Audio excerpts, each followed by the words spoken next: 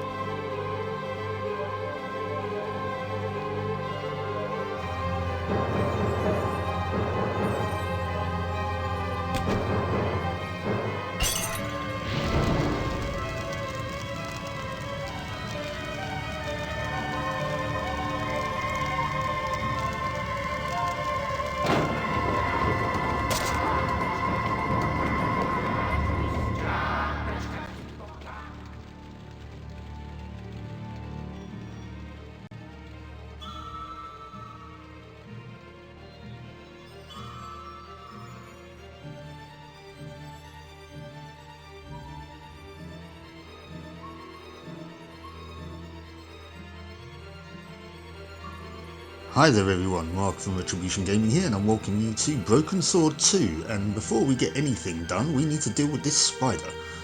We find ourselves in a bit of a pickle here. I glanced over the books, vaguely hoping to find a copy of How to Deal with Poisonous Spiders While Tied to a Chair. No such luck. But I noticed one corner of the bookcase was supported by a loose block of wood. Well, that's convenient. Maybe I'd been a little heavy-handed, but it was a question of survival. Of course, I was still tied to a chair in a burning house with no means of escape. However, we've dealt with the immediate threat. Yes, indeed. Welcome to Broken Sword 2. It's quite a dramatic start, isn't it? We are not out of the woods yet, though. We still need to get ourselves off of this chair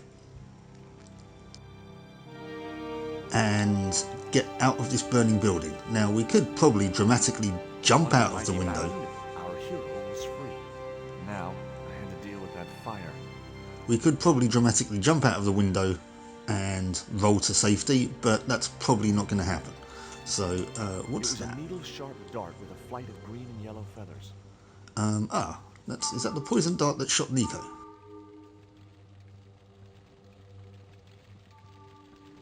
We'll take that. That dart was sharper than a mosquito's business end, but this didn't deter me from getting it anyway. There's the box that the spider was in. It was the box that spider had crawled from. Indeed. I wasn't going to touch the box after that spider had been inside it. Almost looks like that spider couldn't fit in that box. That spider was huge. Right, that looks like... It was Nico's bag. Yep, that's Nico's bag.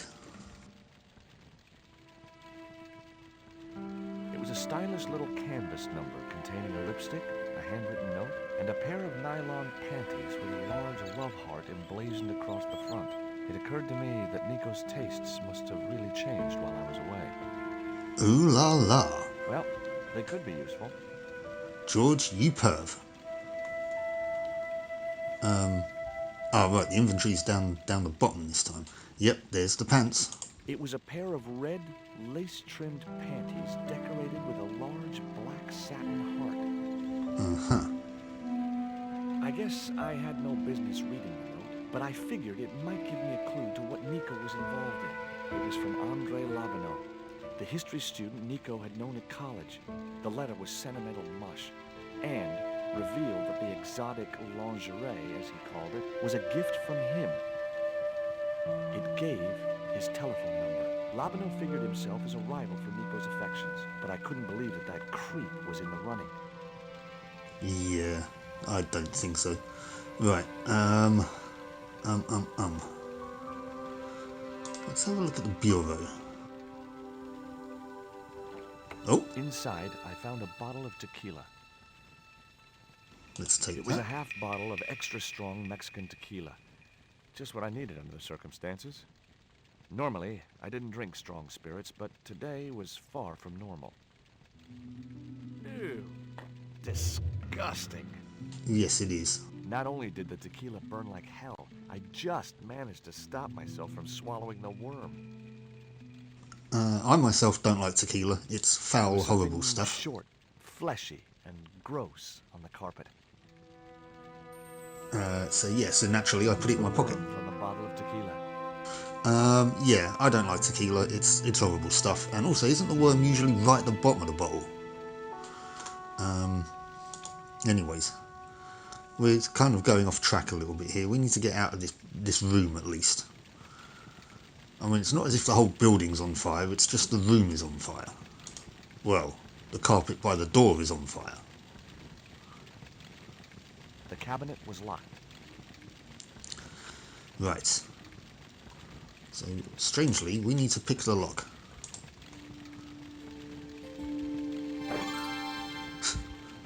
Dramatically. As I released the lock, something blew the doors open. Okay, what is that? It was a small cylinder which seemed to have exploded. I couldn't think of a use for a burst cylinder. Well, you're not wrong there, George. What's that, though? It was a small metal cylinder. That cylinder was hot. I couldn't pick it up with my bare hands. Okay, well, different tack. Pick that up. It's a water siphon. There was no pressure in the siphon. I guess it was out of gas. Right, so you can kind of see what it is we have to do here then. We need to get that cylinder into that siphon in order to put out this fire. But we can't pick up the cylinder because it's too hot. We do have something we can use to pick it up with though. Strangely enough, The panties I'd found in Nico's bag were just what I needed to wrap around the hot cylinder.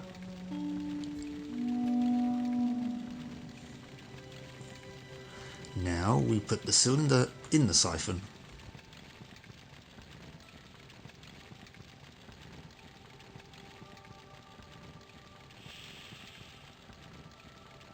The cylinder gave out a faint hiss as the valve opened. What? Now I had one primed up and ready to use extinguisher. And now we know what we need to do with that.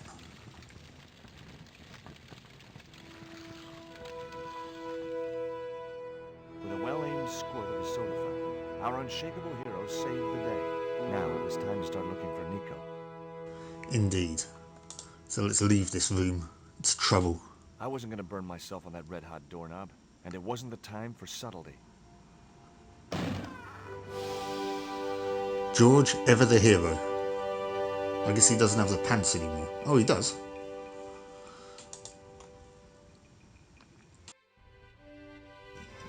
Well, this is a nice house. I have a feeling I'm missing something though.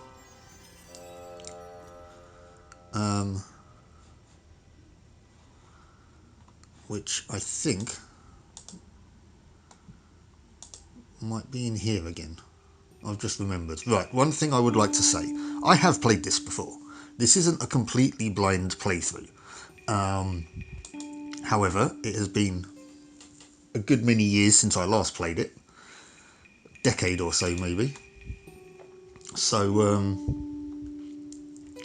there are elements where I kind of know what I have to do, I just kind of don't quite know how to get there. But I might, like just then I remember, hang on a minute, I'm missing something. Okay, that's not what I meant to do. That's what I meant to do. In the drawer was a small decorated pot.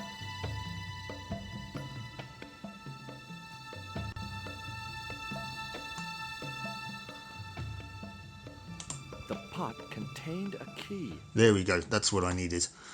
So yeah, there are times when I kind of know what I have to do, but I just can't remember how to get there. Or there might be times where, as I say, I kind of get to a point and go, hang on a minute, I'm missing something. So apologies for what may be a very sort of haphazard play style here, but I'm just going to play it how I play it. So I'm not going to apologise for the way that I'm going to play it. I'm just going to play it as I play it and how I remember things. I just thought I'd give you guys a warning in advance, because like I said, it may be a little bit haphazard. Now we needed that key because this door is locked, and I think the other one is as well.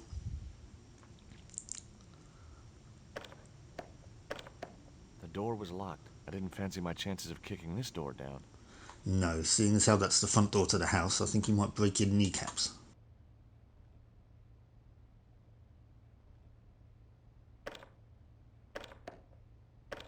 It was locked.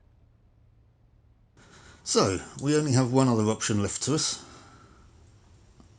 Well, I mean, we could have a look at this first. It was a folded clipping taken from a newspaper. I'd found a piece of newspaper folded in two. It referred to a forthcoming eclipse of the sun. Unfortunately, it wouldn't be visible from Europe. The best place to view the eclipse would be Mexico. And if we know anything about these games, I think you can guess where it is we're probably going to end up at some point.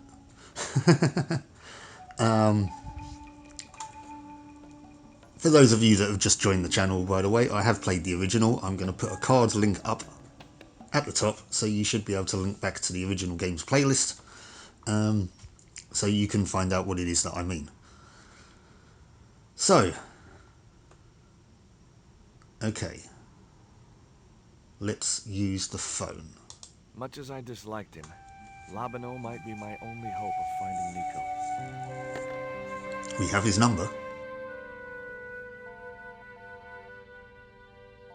Hi, Andre? Who is this? It's George Stobart, Nico's boyfriend. Don't you mean ex-boyfriend? Look, I didn't call you just to pick a fight.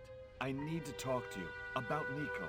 Can't you accept she's just not interested in you? Listen, Andre, we need to talk. Nico's life depends on it. Okay. You remember the cafe at Montfaucon? Sure. Andre? You better show, you creep. I felt an irrational urge to wipe my ear.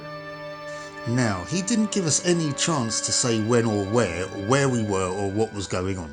So, I mean, if he turns up and we're not there, for example, I mean, how long is it going to take to get from Ubier's place to Montfaucon?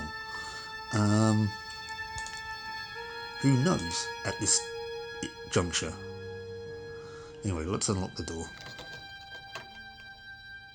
I unlocked the door. I wasn't looking forward to meeting Labano again, but he was my only link with Nico.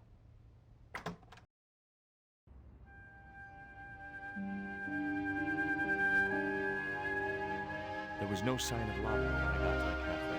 I decided to order a coffee and wait for him.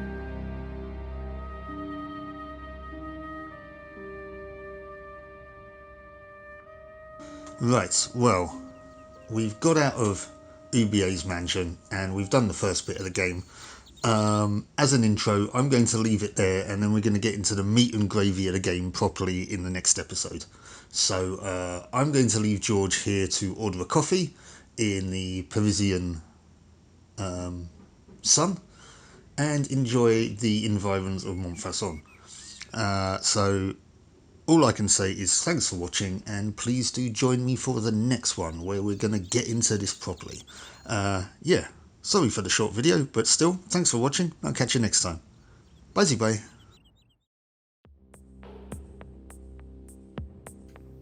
If you like that video, please do all the usual YouTube fun stuff, like hitting the thumbs up to give it a like, consider subscribing to the channel if you're not already, and hit the bell to get notifications of when I post new content.